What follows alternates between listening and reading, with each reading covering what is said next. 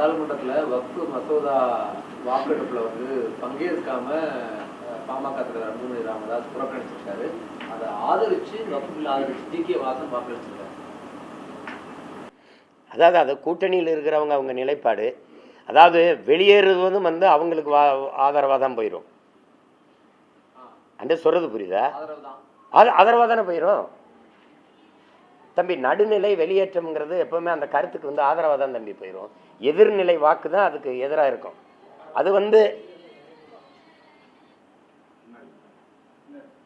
ஒன்றும் அரங்கத்துக்குள்ள அலைபேசியை வெளியில் வச்சுட்டு வரணும், இல்லைன்னா அணைச்சி போடணும். இந்த அடிப்படை நாகரிகம் கூட இல்லாமல் இருந்தீங்கன்னா இப்படி அதிமுக்கியமான அழைப்பு வரும் பேசணும், வெளியிலிருந்து தான் பேசிட்டு இருக்கணும், உள்ளே வரக்கூடாது. இது ஒன்றும் கேளிக்கை அரங்கு இல்லையே. இல்லை அது வந்து இங்கே பாருங்க, அது தவறான முடிவு. ஐயா ஜி.கே. வாசன் ஏன் அந்த முடிவை எடுத்தாங்கன்னு தெரியும். நாட்டில் இவ்வளோ பிரச்சனை இருக்கும்போது வக்ஃபு வாரிய இடங்களை போய் நீங்கள் அதை வந்து எடுத்துக்கிட்டு பேசுபொருளாக எடுத்துக்கிட்டு ஒரு அரசியலை செய்கிறதுங்கிறது இஸ்லாமிய மக்களுக்கு எதிரான நிலைப்பாடை எடுக்கிறது தான் இந்து மக்களுடைய வாக்கை தன் பக்கம் குவிக்குங்கிற நிலைப்பாட்டிலே இருந்தீங்கன்னா அது இறையாண்மை மிக்க நாடு, தேசிய ஒருமைப்பாடை காக்கிற நாடு, அந்த நாட்டினுடைய அரசாட்சி முறையாக அது இருக்காது. நீங்கள் திரும்ப திரும்ப அதையே செஞ்சிட்டு இருக்கிறீங்க. இந்த நாட்டு விடுதலைக்கு போராடினவன் எங்கே இருக்கான்னு நினைக்கிறீங்க? இந்த நாட்டின் விடுதலைக்கு அடிமைப்பட்டு கிடக்கும்போது இந்த நாட்டின் விடுதலைக்கு போராடியவன் எல்லாரும் பாகிஸ்தான், பங்களாதேஷில் இருக்கான்.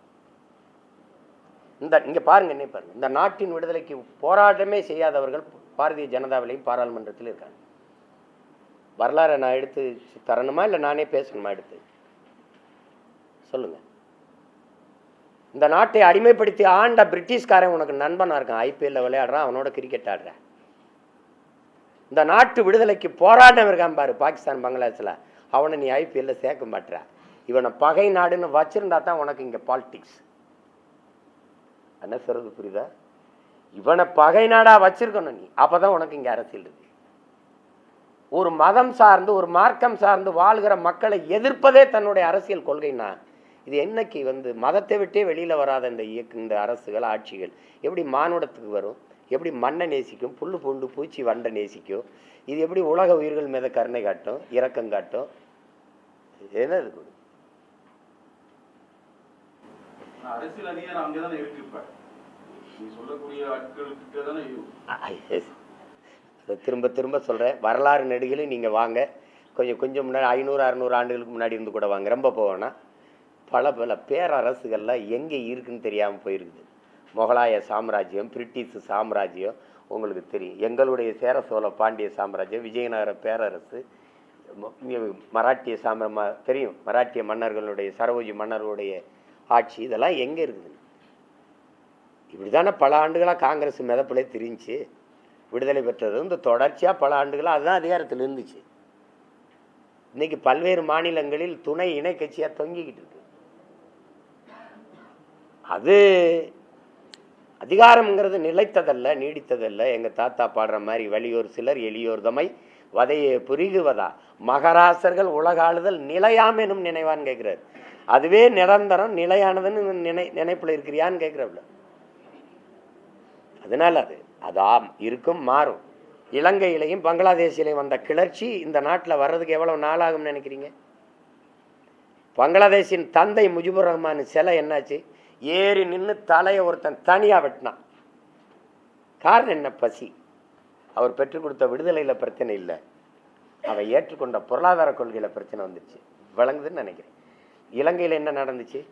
4 விழுக்காட்டில் இருந்தார் ஜனதாவித்தி புறமனா. 4 விழுக்காடு. பாராளுமன்ற தேர்தலில் சந்திக்கும் போது அவருக்கு 4 விழுக்காடு. எப்படி 60 விழுக்காடு தொட்டு அதிபரானார்? என்ன பொருளாதார வீழ்ச்சி, பசி, கிளர்ச்சி. மக்களுக்கு முன்னாடி எவனும் நிற்க முடியல. புரியுதுன்னு இப்போ அந்த மாதிரி அது ஒரு சின்ன மாநில அளவு நிலங்கள். இலங்கை, பங்களாதேஷ்லாம் மாநில அளவு கூட நிலங்கள் இல்லை, அது சின்ன பகுதி. ஆனால் இந்தியா வந்து பல நாடுகளின் ஐக்கியம் தாங்குமான்னு பாருங்க. அதை கவனத்தில் வச்சுக்கிட்டு செய்யணும். அதனால் அம்பேத்கர் சொன்னதை தான் நான் திரும்ப திரும்ப பதிவு பண்ணுறேன். தான் சார்ந்திருக்கிற தான் வாழ்கிற நாட்டை விட தான் சார்ந்திருக்கிற மதம் பெரிது என்று நம்பிக்கொண்டு இவர்கள் செயல்பட தொடங்குவார்களே. ஆனால் இந்த நாடு சுக்கு சுக்காக சிதறுவதை யாராலும் தடுக்க முடியாதுங்கிறது. அப்படி ஆட்சியாளர்கள் சார்ந்திருக்கிற மதத்தை விட்டு வாழ்கிற நாட்டின் மீது அக்கறை செலுத்தணும். அதுதான் என்னுடைய கோரிக்கை, வேண்டுகோள். அப்போ தான் இந்த நாடு ஒருமைப்பாடு மிக்க இறையாண்மை கொண்ட ஒரே நாடாக இருக்கணும்னா அதை கவனத்தில் வச்சுட்டு இயங்கணும். வேற சார், ஏப்ரல் 9ஆம் தேதி நீட் தேர்வுக்கான அனைத்து கட்சி கூட்டம் ஸ்டாலின் ஏற்பாடு பண்ணியிருக்காரு. அதில் பங்கேற்பீங்களா? அதில் உங்களோட நிலைப்பாடு என்ன சார்? அது இந்த தேர்தல் நாடகத்தில் நான் நடிக்க தயாரில்லை. எப்போவும் அது வீண். நீட்டு தேர்வை ரத்து செய்ய முடியாதுன்னு அவங்களே சொல்லிட்டாங்க, நாங்களும் ரத்து செய்ய முடியாதுன்னு இவங்களும் சொல்லிட்டாங்க. இப்போ எதுக்கு இது? நீங்கள்லாம் ஒரு படித்த ஊடகவியலாளர் தானே, இந்த நாடகத்தை எப்படி ரசிக்கிறீங்க? தேர்தல் வரும்போது தான் நீட்டுக்கு வருவியாயா? அது பாருங்க, என்ன அதாவது பார்க்கறதுனா ரசித்து பார்க்குறீங்களா இல்லை எப்படி பார்க்குறீங்கன்னு தெரியும்.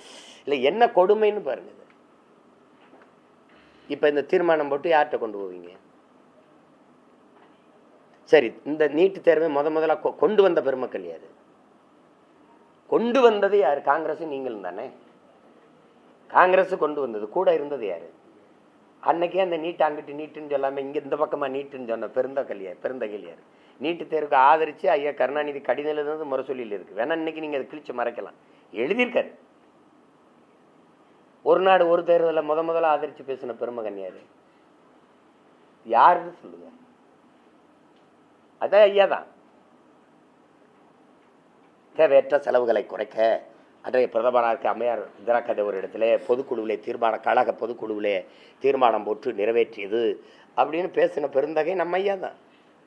நாளைக்கு ஒரு நாடு ஒரு தேர்தலை ஏற்றும் ஒரு தீர்மானம் வரும், அதையும் நீங்கள் அண்ணன் இப்படி கேள்வி கேட்டுக்கிட்டு இருப்பீங்க. பதில் இருக்கணும்.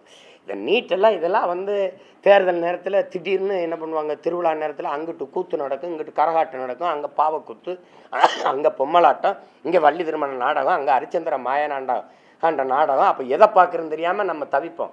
அது மாதிரி தேர்தல் வரும்போது நீட்டுக்கு எதிரானது, கச்சத்தீவுக்கு எதிரானது, எல்லாத்துக்கும் எதிராக வரும்.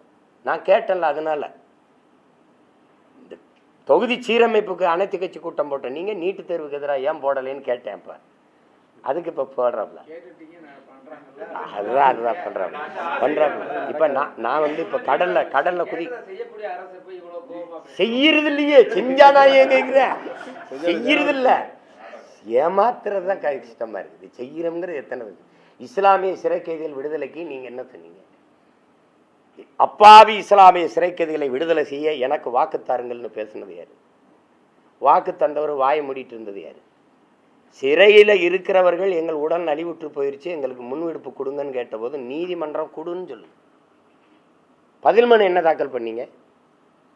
இவர்களை வெளியில் விட்டால் அங்கே வாழ்கிற இந்து மத தலைவர்களின் உயிர்களுக்கு ஆபத்து, இவர்கள் உள்ளே எல்லா மனநிலையில் சென்றார்களோ அதே மனநிலையில் தான் இன்னும் இருக்கிறார்கள், இவர்களை வெளியே விட்டால் ஒரு உயிருக்கு ஆபத்து. தம்பி, பதில் மனு தாக்கல் செஞ்ச பெருந்தகை நம்ம ஐயா தான். அப்பாவி இஸ்லாமிய உயிர்கள் விடுதலைக்கு பேசின பெருமகன் தான். என்ன தேவை சொல்லிட்டு இருக்கிறது.